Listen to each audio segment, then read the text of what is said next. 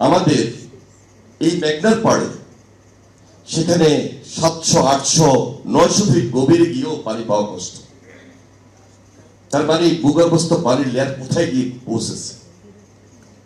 একজন বিশেষজ্ঞ আমাকে বলেছিলেন আগামী 50 বছরে যারা আপনারা উপকূলে থাকেন এই কোস্টাল বেল্টের অনেক ডিস্ট্রিক্ট পানির নিচে চলে যাবে এখনো যদি আমরা সচেতন না হই।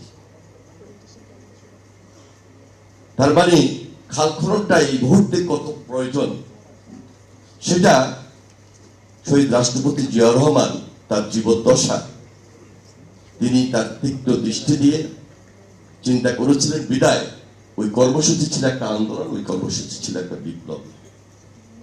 দেশনেত্রী বেগম খালেদা জিয়া তিনি দীর্ঘদিন রাজনীতির মাঠে ছিলেন, তাকে অনেক চ্যালেঞ্জ কাজ শেষ করতে পারেন নাই, বারবার জেলে যেতে হয়েছে, অত্যাচারিত হয়েছেন, নির্যাতিত হয়েছেন এবং শেষ পর্যন্ত তিনি আমাদের পাশে নাই। আজকে ওই পরিবারের তৃতীয় ব্যক্তি শহীদ রাষ্ট্রপতি জিয়াউর রহমানের জ্যেষ্ঠ সন্তান দেশনেত্রী বেগম খালেদা জিয়ার জ্যেষ্ঠ সন্তান জনাব তারেক রহমান, একই পরিবারের তিনজন এই বাংলাদেশের নেতৃত্ব দিয়েছেন। একজন দিচ্ছেন আর দুইজন দিয়েছেন। বুঝতে হবে যে পরিকল্পনায় বলেন, জনবান্ধব বা দেশপ্রেমিক সরকার হিসেবে বলেন, বা নিজেদের মধ্যে যদি দেশপ্রেম না থাকতো এই পর্যায়ে আসতে পারতেন না। আজকে দেশের মানুষ এই আন্দোলনের পরে জনাব তারেক রহমানকে তার মাধ্যমে নেতৃত্ব দিয়ে বিএনপি কে আজকে দেশের রাষ্ট্রীয় ক্ষমতায় অধিষ্ঠিত করেছে।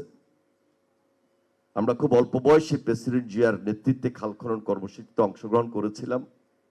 আজকে নির্বাচনী ইস্তেহারে দেওয়া কমিটমেন্ট 20,000 কিলোমিটার খাল পুনঃখনন করবেন বা খনন করবেন 4টা মন্ত্রণালয়, পানি সম্পদ মন্ত্রণালয় লিডিং এ থেকে সেখানে কৃষি মন্ত্রণালয়, আমাদের স্থানীয় সরকার ও পল্লী উন্নয়ন মন্ত্রণালয় এবং দুর্যোগ ও ত্রাণ মন্ত্রণালয় আমরা মিলে কমপক্ষে 20,000 কিলোমিটার খাল খনন বা পুনঃখনন করব। এবং সেখানে আমাদের আরেকটা আন্দোলন রয়েছে যেটা হলো পরিবেশের জন্য বৃক্ষরোপণ অভিযান। বাংলাদেশে 25 কোটি বৃক্ষ আগামী 5 বছরে আমরা লাগানোর জন্য দৃশ্যমান ব্যবস্থা নিয়েছি। সবকিছু মিলে আজকে আমাদের যে উদ্বেগ, যে দায়িত্ব, সেই দিকে আমাদের বিশেষ নজর রয়েছে। এখানে সবার সর্বাত্মক সহযোগিতা প্রয়োজন। বিশেষ করে আপনারা যারা এখানে খুব বেশি অভিজ্ঞ, দায়িত্বশীল, বিভিন্ন ডিপার্টমেন্টের সরকারি বেসরকারি উপস্থিত হয়েছেন, প্রতিনিধি যারা উপস্থিত হয়েছেন, আমি আপনাদের আন্তরিক সহযোগিতা কামনা করছি।